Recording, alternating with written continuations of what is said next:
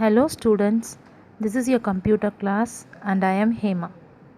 Today also we will continue with chapter 3 scoping. Today's content is modules, benefits and characteristics of modules and access control. First we will see what is a module.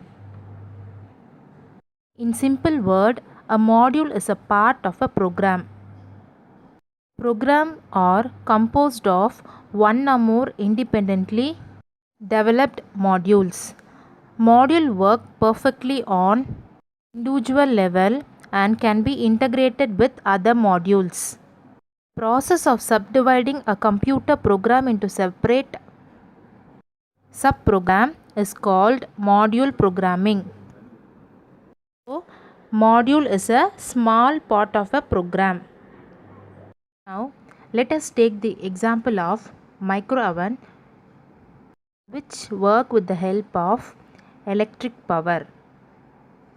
None of these devices care if they are plugged into the electric outlet in your house or in your neighbor house. They will perform its specific task when it is plugged in. Now we will see the characteristics of module. A module is a part of program contain instruction, processing, logic and data. Modules can be separately compiled and stored in a library. Modules can be included in a program. Module segment can be used by invoking a name and some parameter. Module segment can be used by other modules. Example of modules are procedure, subroutine and function. Now we will see the benefits of module programming. First advantage is less code can be written. Single procedure can be developed for reusing, eliminating the need to retype the code many times. Program can be designed more easily because a small team deals with only a small part of the entire code. Module programming allows many programmers to collaborate on the same application. Code is stored across multiple files. Code is short, simple and easy to understand. Errors can easily be identified as they are localized to a subroutine or function.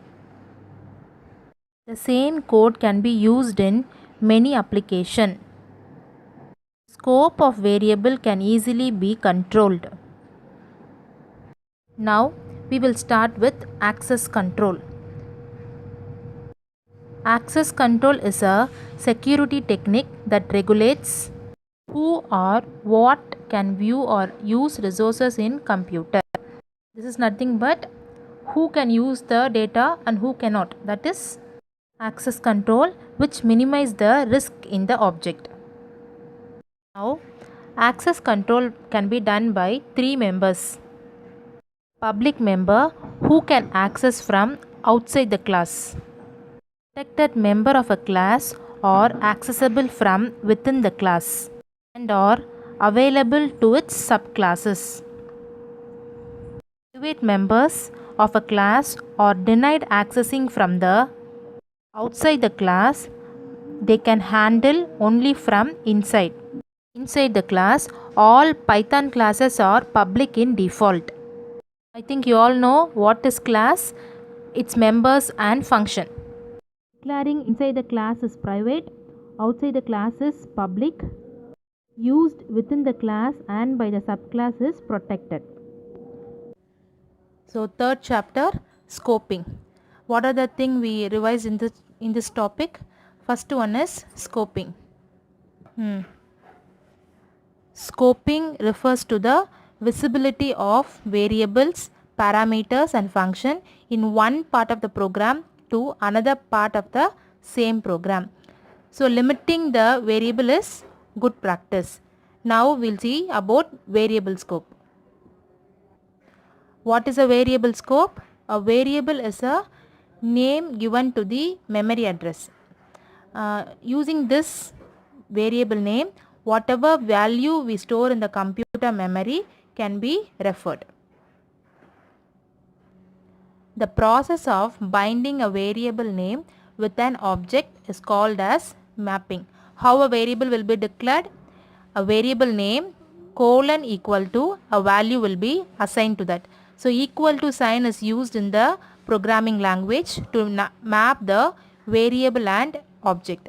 Then namespace or containers for mapping name of variable to the object. So how the variable has to be given? Name colon equal to object. Here the example is given as a colon equal to 5, b colon equal to a. A is assigned with the value 5 and b is assigned with a. Next one is scope of the variable. Scope of the variable is the place where we declare the variable. For this only LEGB rule is given. The order in which variable has to be mapped to the object in order to obtain the value, that is scope. LEGB is local, which is declared inside a function or class. Enclosed is declared inside the nested function. Global is outside the program, the variable will be declared. Built-in or the function which is already created. So here the hierarchy of the LEGB rule is given. Then we saw each and every variable scope with its example. Next is modules. Modules are the small part of a program. It may be a instruction, process, logic, data, whatever it may be, a small part which can be these are the programs which are composed of one or more independently developed modules. Okay, small part which can be used to perform its task. So I gave an example here, micro oven. You all know what is the work of the micro oven. Whoever is using that micro oven, it will do it work. So the only thing required is the electric power. So it is not worried who is going to use that particular oven. That is called as module. So module is nothing but the part of a program. Next is access control. Access control is who is going to use the data. How we are providing the permission to use the data. That is access control. So access control is a security technique that regulates who or what can view or use resources in a computing environment. So this is the basic thing which is used to reduce the risk. And three members are used. You all know what is a class and object. So here three members will be used: public members, protected and private. Private members, they can use only inside the class. Outside the class they cannot use. Public is they can use outside the class. Protected is which can be used within the class and also in the subclass. In Python all the members are public by default. This is for today's class. Remaining we will see tomorrow. Thank you. I think access control is clear now. Here is the assignment program for y'all. Find the output for this program. Thank you.